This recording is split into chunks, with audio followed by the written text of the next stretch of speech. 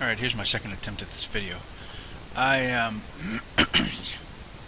just finished one that was almost 19 minutes long, and I'm trying to produce it, realized that my microphone was on mute, so that wasn't a good deal.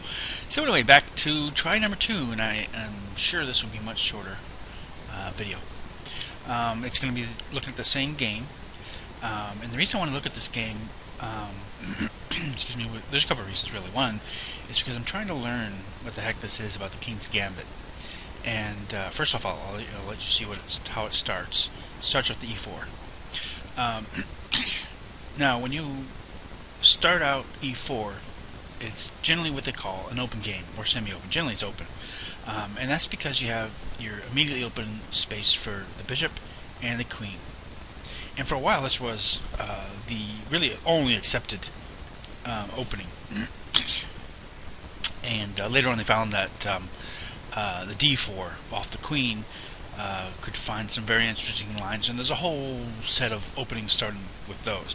But anyway, I wanted to start with the king's pawn because, excuse me, there's some strangeness to it that I'm trying to figure out, and it seems like it creates dynamic counterplay for black, which as white I generally don't think you want, but because they tend to, I guess you could say, devolve into tactical positions, and I think when you talk about tactical positions, that sort of levels the playing field, and I don't think that's what you really want as white, but it seems to be characteristic of this opening. So anyway, starts with e4.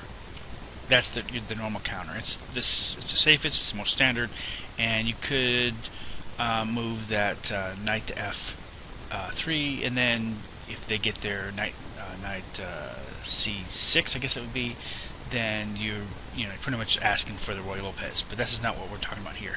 So generally, what will happen is in the King's Gambit, you gambit off that pawn, and that pawn's lost right away, and it's a sacrifice so that you get pawn center control for white and remove that from the black. So there we see it. Now, white will generally make sure that further advancement is not done by that. So that's normal. So this is a normal move for the King's Gambit. And normally the response after this is what you see here.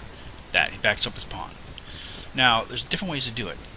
Deal with this from white. You can either take that pawn with the knight, or you can move the pawn that's on h. But he's going to forego this in this particular game, and he's going to immediately attack that f7 square, which is this pawn right here, which is an inherent weakness, and there's many traps and all that sort of jazz for black side of there. So he's immediately attacking that, and black essentially ignores it. He fianchettos his bishop, ready to attack that b2 square, and white sort of ignores it. He knows he's got his c1 bishop to counter that. And instead, he advances that h pawn, like I said, to destroy the backside of that pawn, that mini pawn chain. Moves forward, standard, threatening the knight. Usually, that's what happens right there. Now, in many games, what happens is when this is moved already, this is the only pawn on the king's side left open, and I guess that's could be a strength of the King's Gambit, because it sort of leaves the king fairly exposed, especially when you see if you see the arrow here, you'll notice that is the suggested move, and this is essentially a piece sacrifice for the pawn, moving the king out, making him more vulnerable, removing the possibility of the castle, etc., etc. But as an amateur, I find that tough. Now, the one thing that this particular move makes strong, and why he obviously moved his bishop out here, is with the intention, knowing that that black is going to move his g pawn down, that he can move his bishop this here, so that he could pin, take that, protected by this, so that he could fork the two, knowing that the queen was going to move, so he could capture that. Of course, he would be taken with the bishop, but generally the rook is worth 5 points, and the knight that's being lost is worth 3 and a quarter, depending on who you ask. So anyway, obviously this is the idea, and it's something that I didn't see at first, but it makes total sense. moves the knight down, and here, I thought this is kind of interesting. Normally what you see in an opening are V's and inverted V's pawn chains, where you see that they're the lead pawn towards the center is being protected by its flank, and this is just a straight across pawn wall. Not really a wall; it's just a line. And I was thinking right off the back, like, wow, that's inherently weak. But then I realized such things as White could move the pawn here, and you have protection from here. This pawn's protected by the queen. You can move this here, and it's protected by both. And then you have your sort of a mini pawn chain protected on one flank by a pawn, and the other by a bishop. And so it didn't seem terribly as bad as I first thought. Attacking the knight. Now, what do you think is going to happen? As an amateur, I would move that knight. Now, often what I would do is, seeing what the bishop there, I'd like to move it there, so I pin the two. But that's why he moved his knight there, so that I couldn't do that. So what would I normally do here? Well, I can move here. I'm assaulted on all sides. So if I move that, it doesn't matter what happens to him, it's gone. So bad risk, whatever, it's history. But it's kind of normal for the King's Gambit, but it's just something that, if you don't want to, I don't know why they have such little value for it. But anyway, there it is. He delays it. Why does he delay it? Because he knows ultimately that it's gone anyway, so it's no big deal to black whether he takes it right now or takes it later, because it's gone. So White, instead of just pining about that, just goes ahead and takes material as it's valuable for that. Attacks both bishop and pawn. Now, what do you think is going to happen? He's going to take with the bishop. That would be dynamic. He takes with the pawn. I think that kind of interesting. I mean, it's protected by the bishop, and certainly if he advances his c7 pawn down to 6, then you could have an attack and then attack with the pawn, and then you could protect your d4 pawn with the queen. I suppose that's what he's thinking. So what do you think he's going to do there? He's going to go ahead and take. Why? Because now he can attack the bishop and pawn pair there too. Now, he takes with the bishop this time because he wants to do a double attack against both the knight and the queen, protected by the pawn. Queen comes down, queen goes up to put him in check. Instead of moving something in front, moves the king aside. Goes ahead and gets that knight.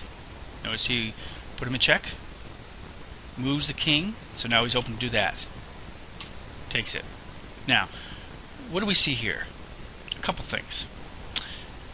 This bishop is under attack. It's black's move. What would you do as black? Well, the next move is really should be a no-brainer because it's a killer move. Moves the rook across. Why? Pins the king. King can't move because you get the queen. Queen can't move because you get the king. So what are you going to do? Well, this is back in 1813. This game between William Lewis and, I don't know, John Parkinson. I'm not sure what the J stands for. I'm assuming it's John. And they had much excuse me, they didn't have a clock that they had to hit every time they did a move. There was essentially no time constraint. So who knows how long that William Lewis had time to think about what to do as a result of this blunder by him. But he's in it. What's he going to do? Must he get down to work? What would you do? Well, he goes ahead and takes it. I mean, what else could you do? Not much you can do. Takes it the king, and now you get the bishop. You forgot about the bishop, didn't you? Well, essentially, what's happened is he sort of salvaged his position by taking the bishop and rook in exchange for his queen. I mean, especially could have done it in the circumstances.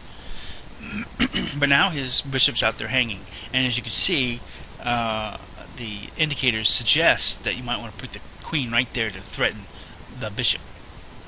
That's not what happens. Much better move. Why? Threatens the king, puts him in check. King has to move because nothing can go in the way. This pawn's going to go. There's the pawn. Now you're also threatening the rook. Now, this is something I find intriguing. As an amateur, I'd say, oh, position is lost. I mean, I can put the bishop down there, but what the heck am I going to do? You know, what else can I do? Well, How about just move the rook? Protected by the bishop. Hoping the queen will take it and it'll be an easy go. But that's not going to happen. Advances the pawn for queen promotion. Makes sense. And there. Forgot about that bishop, didn't you? That's what it's there for. To protect that rook so it can go after the king, put him in check. There's no choice. There has to be a response. What's the king going to do? He's going to move out of the way. Now what can you do? Well, you got some decent piece coordination. It suggests if you're looking for material advantage, just go after that bishop. But this is not what Mr. Lewis does. Instead, he does what at first I think is kind of nonsensical until I realize what he's trying to do. He moves his pawn up, puts a king in check, knowing that's going nowhere because it's just going to be taken by the pawn. But what he does do is he frees up this diagonal, which is what he really wants to do. And you're going to see very quickly, this is the finish of the 18th move. You'll see pretty quickly this guy, in competition, even though he lost his queen, that he's tactically superior and pretty amazing. And obviously, you're going to see how guys like this are professionals and little guys like me are not. Puts the rook there. Why? Puts him in check. Protected by the bishop that we just spoke about. The reason why white advanced the pawn, even though he knows it's going to take him, is to clear up that diagonal. Now there's no reason for him to go here because he'll just take. King moves. Rook goes up, checks. King comes down. You know what he's going to do? He's going to go on the other side of this pawn so he can't get this progressive check jazz going on. Comes down, check, and there he is, as I said. Now, you're going to notice in this piece coordination, whoops, he's down. You're going to see in this piece coordination that the queen tries to get in the mix. I mean, at any time you're seeing that the king can be in check right here. You don't see anything happen with these two pieces. These are frozen. There's no room or time for them to do anything. The king's way out in the open. The queen's just right here, ready for queen promotion. What is there to stop black from just dominating shortly? I mean, granted, there's three pieces that aren't even being used, and they can be used at some point in reserve, but they aren't at the moment. And yet you have three of these pieces by white that are continually harassing the king. And there'll be a respite, and then you'll see chances for black. But I think you're going to find in general that the piece coordination by white is an amazing job. So anyway, carrying on. Check. King can go only, well, there's several places it can go. The smartest place is exactly where it does, as you see the arrows, right there in the middle. Why? Attacks that bishop. What's the bishop going to do? That. Now, as an amateur, I probably would have done something stupid, like move that pawn up. And I mean, it's not necessarily stupid, but that's what I would have done. Instead, he gets active with his knight, brings it close to protect this pawn, possibly coming close to attack this one, protects his bishop. Not bad. That's good piece coordination. Puts him in check. That makes sense. Oh, you didn't see that. I say that's a blunder. Because not only did he lose a piece, granted he wasn't using it much, but he didn't take it didn't scare the rook away from protecting the bishop. He can now directly attack this if the queen gets out of the way, but still protect that. Yes, that's possible with the pawn coming down. Attacking the rook and attacking the king. What's a guy to do? Well, you know what's going to happen. Yep, that's what I would have done. I mean, if I was in a hurry, I might not have seen that, but I'm not in a hurry. So yes, that pawn is being attacked. What are you going to do? Check. You saw that, didn't you? Now you see the knight coming out to protect the king, give him a shield, and it's also a developing move. Frees the rook here shortly. You'll see. Brings it back. Now what are you going to do? The best thing to do here is, the only thing you can do is either take the bishop there or the knight there. So what do you do? He puts the bishop there, protected by the knight. That way, if the rook comes down, it's got both the rook and if the pawn comes down, it has both the rook and the bishop coming after it. No big deal. Finally coming out with the knight. Coming up there. This is so that there's an outlet for the king. Attacking the rook. That's not going to go anywhere. See? Didn't see that. Hoping to look for it, hoping to scare the rook. but he wasn't really using it, so he was hoping to get rid of that bishop that was haranguing his side anyway, which he does, as you see. So it wasn't a huge deal. If he got the rook, good. Yeah, I don't think he was betting on that. He was hoping to go after that bishop, knowing that if he put it there, the bishop it'd be still fighting for the bishop. So it was a trade-off. But and advance the pawn one anyway, so that helps. Takes the pawn. Yep, should have happened earlier. Happened now. No big deal. Threatens the pawn. Gone. Now you see this piece coordination again, where the rook's here, bishop protecting. Nothing that the queen can do except perhaps put the king in check. Protect the pawn, which is what happens. Threatening the possibility that if something happens with the knight here, he'll take this, put it in check, and then take that, and then the game's pretty much over.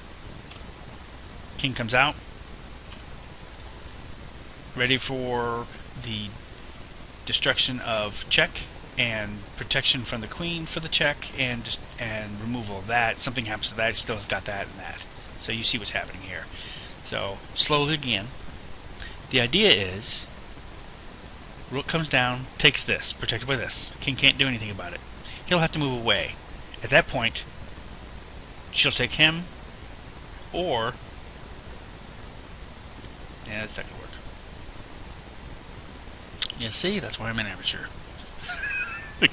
Rook would have taken her. But it would have put in check. And they couldn't have taken that, so it would have put in check. That would have been it. Should he take it? He's taken out of the way. He needs his pieces. He's not going to get rid of it. He's only got a queen and a rook. Oops. Where are we at? Wonderful. So he just got rid of it. Bring the pawn down. Want to get that queen yet. Hasn't given up with that. Oh, let's attack the queen. What? It's got the bishop protecting it on g2. Queen goes aside, gets ready to attack. Now the queen can legitimately attack that bishop. Even though it says, let's go after that pawn as an escape, that's what's not going to happen. It's going to attack the king. So the queen can't take the bishop now, because now the king's under attack. It's a check. Protected by the bishop. King goes up. Check. Notice how he's going to avoid the queen in all this. Bishop's still under attack, as you see, but king is in check. Check. Now what can he do? Move it over. See, now that's a developing move. The king is not in check, but now the bishop is protected by the knight. Comes down. Check.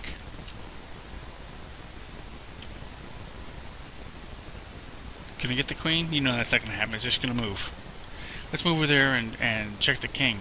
That's not going to happen because the knight's going to come across. Shield the king, protect the rook. Rook's coming over and make room, so it doesn't get in the way of the king. But now, as you see, there's the bishop is here to protect the rook. So there, check. King comes down. What can happen? Now you're going to see some great coordination right here. Check, protected by the bishop. Can only go one place, right there. What's going to happen now? Check. King's got to get out of the way. Program seems to be responding poorly here. King's got to get out of the way. Check. Now, king can go one of only two places. Here or here. He's going to go there. Now, he's got the rook. Nifty? Pretty nifty. Now, the queen's going to come across here at some point, which is right there. But can't take the rook because, as you saw, check. Now the king's got one place to go, only. Right there, and it's the mate. Pretty amazing.